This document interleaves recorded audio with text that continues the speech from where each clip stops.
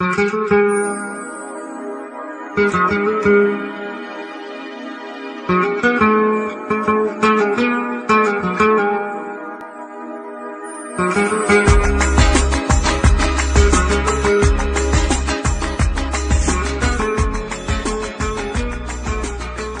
warahmatullahi wabarakatuh, Bapak. Waalaikumsalam warahmatullahi wabarakatuh. Iya, alhamdulillah. Kabar baik ini Bapak Hashim? Alhamdulillah. Alhamdulillah. Iya. Bisa diinformasikan ini Bapak Hashim bertukar pengalaman begitu, berbagi pengalaman untuk saudara-saudara kita semuanya. Bagaimana ini Bapak Hashim asal mula dulunya mengetahui keberadaan kajian-kajian Yayasan Majelis Tafsir Al-Quran ini dari mana ini Bapak? Dari radio Mas Miftah. Radio? Radionya bagaimana? Bisa diceritakan ini secara tidak sengaja atau bagaimana? Iya betul sekali, secara tidak sengaja. Sebelumnya saya berbahagia sekali pada kesempatan pagi hari ini. Ya. Saya bisa bertempat di sini di lantai favorit. Ya, lantai favorit. Terima kasih Pak Kentut, terima kasih Mas Ustadz Rianto dan teman-teman yang lain di mana telah mengajak saya hingga sampai di sini tepat pada waktunya gitu. Iya. Sesuai dengan permintaan Mas Miftah akan saya ceritakan sedikit. Ya. Saya menemukan radio MTA pada tahun 2005 yang lalu. 2005? Iya, kebetulan kami juga mengelola sebuah radio komunitas yang berdaya di 107,9. Iya. Nah, ketika itu karena kami amatiran, jadi radionya itu sering rusak, pemancarnya sering rusak. Iya. Jadi otomatis kita sering dandan gitu, Mas. Iya. Nah, ketika kita matikan pemancar, ini ada suara. Kalau teman-teman saya, ya suaranya Lek Sukino iki gitu. Kemudian ini pengajiannya kok bagus, coba didengarkan, radionya dimatikan dulu. Pemancar dimatikan, kita dengarkan bersama. Iya, sampai ger-geran itu. Setelah itu kita hidupkan lagi, otomatis kita nggak bisa menerima MTA lagi karena tertutup oleh pemancar saya sendiri. Oh begitu. Jadi Mas Miftah ketika itu pemancar kami hampir bisa nyangkut atau jangkauan siarnya di seluruh Kabupaten Gunung Kidul. Oh begitu, seluruh kabupaten? Seluruh Kabupaten Gunung Kidul karena posisi kami sangat resonan di atas gunung begitu. Terus lama-kelamaan dari mendengarkan itu saya berpikir begini, kalau ini pemancar saya mancarnya ya kok pas di MTA di 107,9.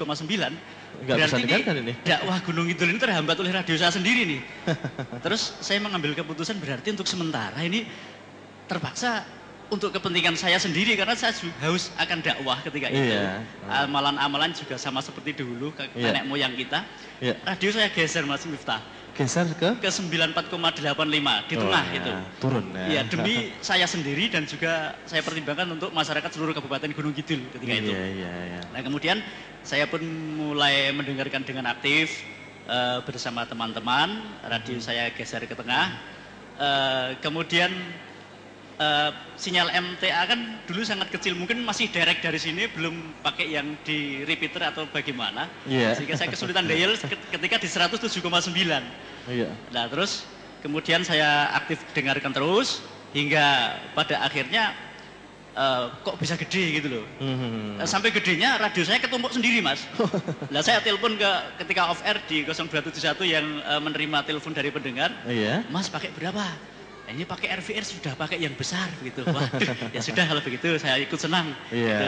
Saya sudah memancar di bawah sekarang gitu. Oh ya, alhamdulillah. Sehingga saya bisa mendengarkan secara sempurna. Terus kemudian saya mencoba untuk bilang kepada orang tua saya, yang ketika itu orang tua saya itu ya seperti kisah-kisah dan cerita teman-teman kita yang silaturahim itu masih memakai aliran-aliran yang dulu contohnya kondangan dan lain sebagainya. Saya sendiri juga pernah ngijapi kondangan sekali Mas. Karena orang tua saya nggak bisa, dan saya makili gitu ketika itu. Iya.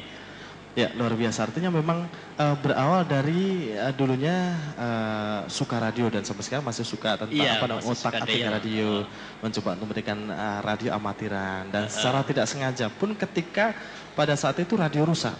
Tanpa radio rusak pun nggak tahu nih berarti. Iya, mungkin kalau radionya saya bagus malah nggak bisa dengar MTA ketika itu tahun 2005 itu.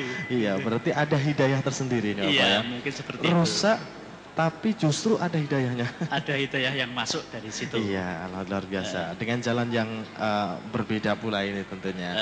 Nah, kemudian pada saat itu ketika mendengarkan kajian-kajian di Yayasan Majelis Tafsir Al-Quran itu, yang membuat tertarik apa gitu?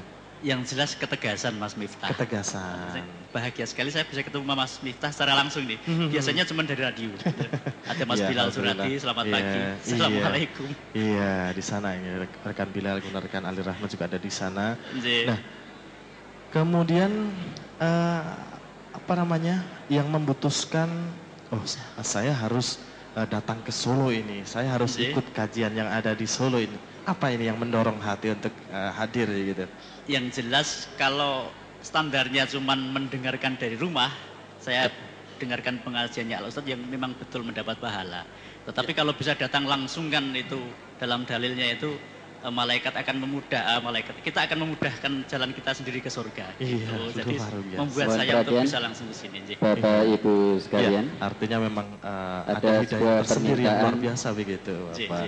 Kemudian untuk mematikan lampu mobil, keluarga, tetangga, mobil dengan nomor polisi AD 8364 BB. Alhamdulillah. Sekali lagi AD 83. Artinya memang keluarga mendukung, keluarga memberikan secara apa namanya dukungan secara moral begitu ya untuk iya silahkan ikut kajian ini demi kita semuanya begitu ya. Kemudian harapan kedepannya ini Bapak seperti apa? Artinya dengan apa namanya suka radio, nah suka apa namanya mengotak-atik radio apa namanya radio amatir lah atau radio komunitas lah begitu. Betul. Nah harapan kedepannya seperti apa atau kemudian secara pribadi seperti apa, keluarga seperti apa nih Bapak? Iya baik, terima kasih.